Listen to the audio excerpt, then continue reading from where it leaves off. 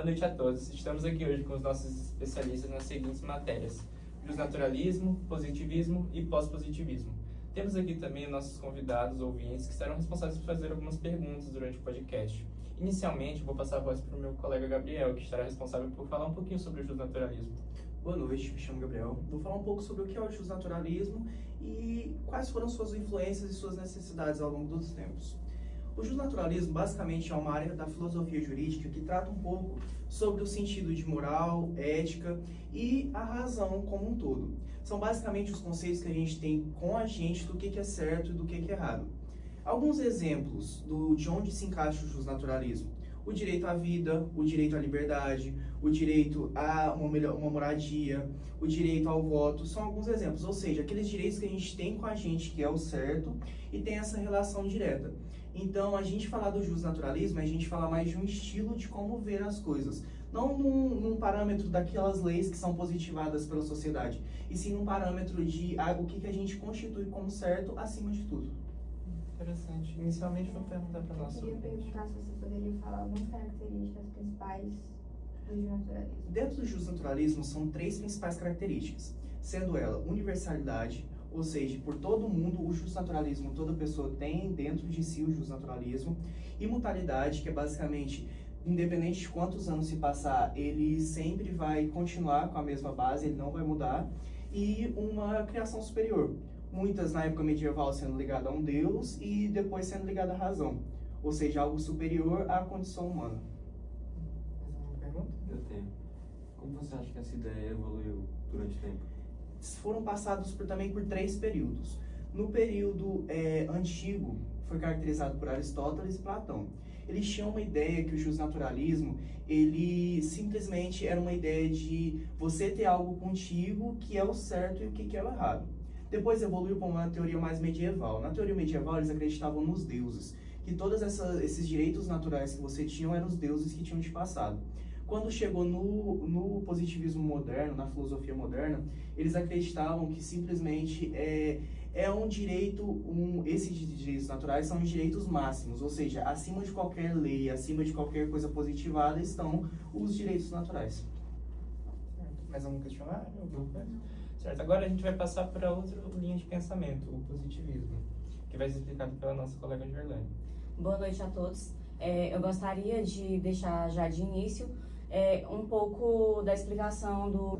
Bom, eu tenho algo a acrescentar, tá? Que seria importante a gente estar debatendo sobre, porque alguns ouvintes e a plateia não entendem muito bem. A gente gostaria de estar dando um exemplo aqui da norma, da justiça e da moral. A norma são um conjunto de regras que orienta o pensamento das pessoas do direito, as normas que são as normas criadas pelo Estado. O exemplo que a gente pode dar, que é muito comum, seria uma lei que dá um aumento ao imposto e pode ser considerada injusta para algumas pessoas que não têm condições de pagar aquele imposto, certo? Mas se ela foi aprovada pelo Congresso e sancionada pelo presidente, ela é válida do ponto de vista positivista.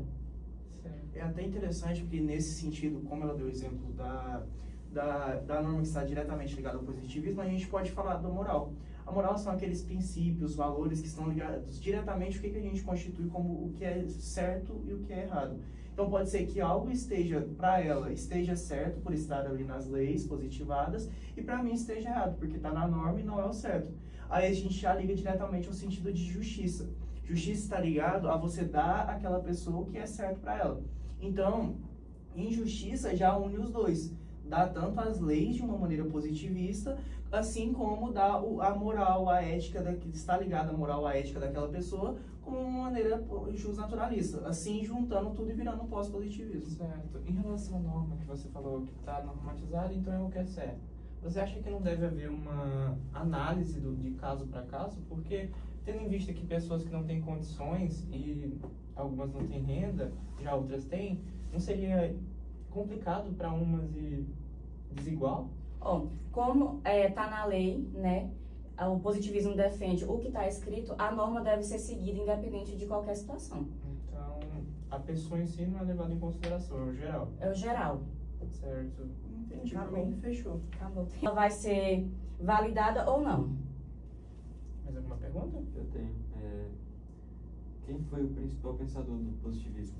O principal pensador do positivismo foi Hans Kelsen, tá? Muito conhecido pela sua teoria do direito, a teoria pura do direito. Concluiu as perguntas? Certo. Agora a gente vai passar para outra linha de pensamento, um pensamento que é como se fosse uma evolução dos dois últimos apresentados, que é o pós-positivismo, que vai ser apresentado pelo nosso colega Pedro. Certo. O pós-positivismo, ele surgiu, como ele já falou, como uma evolução do direito, né? É uma evolução da aplicação do direito. Ele compreende o direito natural, né? O direito civil das pessoas como um todo. Ele não entende só como uma lei. Ele considera questões como ética, moral, e ele equilibra isso com os conflitos. Algumas perguntas? Sim. Qual é a diferença entre o pós-positivismo e o positivismo?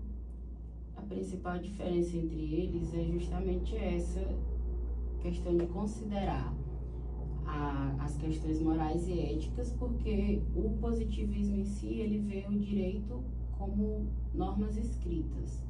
E o pós-positivismo, ele cria esse equilíbrio entre as normas e os princípios. Mais alguma pergunta? Não? Certo. Nossos convidados teriam alguma coisa a Eu acrescentar? quero acrescentar um caso, na verdade, que aconteceu. É interessante a gente ligar esses três pensamentos, que até o caso dos juízes de Hitler, onde quando eles foram ser julgados, depois já da era de Hitler ter acabado, os juízes, no começo do julgamento, adotaram uma medida mais ligada ao positivismo. Os advogados de defesa, viam que não tinha erro nenhum durante a era de Hitler esses juízes terem usado as leis de Hitler. Só que depois de um tempo, conforme o caso foi se prolongando, os advogados de defesa, de acusação no caso, usaram uma maneira justnaturalista. Por quê? Porque aqueles atos que eles tinham feito durante essa era de Hitler não tinha sentido. Era contra todos os conceitos de moral, de ética, de justiça. Como é que eles iam apoiar pessoas a ser mortas e não ser julgados por isso? Então essa foi uma relação interessante. Entendo. Nossos ouvintes teriam algum comentário a acrescentar? Não. Nossos convidados? Não. Vou aproveitar e vou citar mais um logo. Tem um caso também que justifica bem esses dois lados, principalmente o justnaturalismo e o positivismo, que é o caso Brown versus o Board of Education. O inglês é muito bom, mas a gente se supera. Que eram basicamente os negros contra os conselhos de educação. Teve um bom tempo nos Estados Unidos onde as escolas separavam, era segregação por cores, onde separava os negros dos brancos dentro da escola. Quando foi ser julgado, eles não, se fosse de uma maneira positivista, ele não seria julgado. Por quê? Porque eles estavam na lei que eles poderiam fazer isso. Só que quando foi ser julgado de uma forma mais justnaturalista, era evidente que aquilo ali era muito errado. Certo. E do seu ponto de vista como especialista, você acha que esse tipo de comportamento teria causado alguma mudança na sociedade atual? Se fosse mantido? Muito.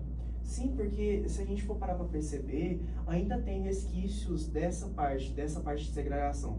Aí eu comento com vocês, como seria pior se eles tivessem julgado isso como certo, de uma maneira positivista? Como que a sociedade ia ver esse caso e como a sociedade ia agir com esse caso?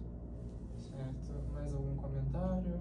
Eu tenho algo a acrescentar, tá? Que seria importante a gente estar debatendo sobre, porque alguns ouvintes e a plateia não entendem muito bem. A gente gostaria de estar dando um exemplo aqui da norma, da justiça e da moral. A norma são um conjunto de regras que orientam o pensamento das pessoas do direito, as normas que são as normas criadas pelo Estado. O exemplo que a gente pode dar, que é muito comum, seria uma lei que dá um aumento ao imposto e pode ser considerada injusta para algumas pessoas que não têm condições de pagar aquele imposto, certo? Mas se ela foi aprovada pelo Congresso e sancionada pelo presidente, ela é válida do ponto de vista positivista. É até interessante porque nesse sentido, como ela deu o exemplo da norma que está diretamente ligada ao positivismo, a gente pode falar da moral. A moral são aqueles princípios, valores que estão ligados diretamente ao que a gente constitui como o que é certo e o que é errado. Então pode ser que algo para ela esteja certo por estar ali nas leis positivadas e para mim esteja errado, porque está na norma e não é o certo. Aí a gente já liga diretamente ao sentido de justiça. Justiça está ligado a você dar àquela pessoa o que é certo para ela. Então, injustiça já une os dois. dá tanto as leis de uma maneira positivista, assim como dá a moral, a ética, que está ligada à moral, à ética daquela pessoa, como uma maneira justnaturalista, assim juntando tudo e virando um pós-positivismo. Certo. Em relação à norma que você falou que está normatizada, então é o que é certo. Você acha que não deve haver uma análise de caso para caso? Porque, tendo em vista que pessoas que não têm condições e algumas não têm renda, já outras têm, não seria complicado para umas e desigual? Como está na lei, né? O positivismo defende o que está escrito, a norma deve ser seguida independente de qualquer situação. Então, a pessoa em si não é levada em consideração, é o geral.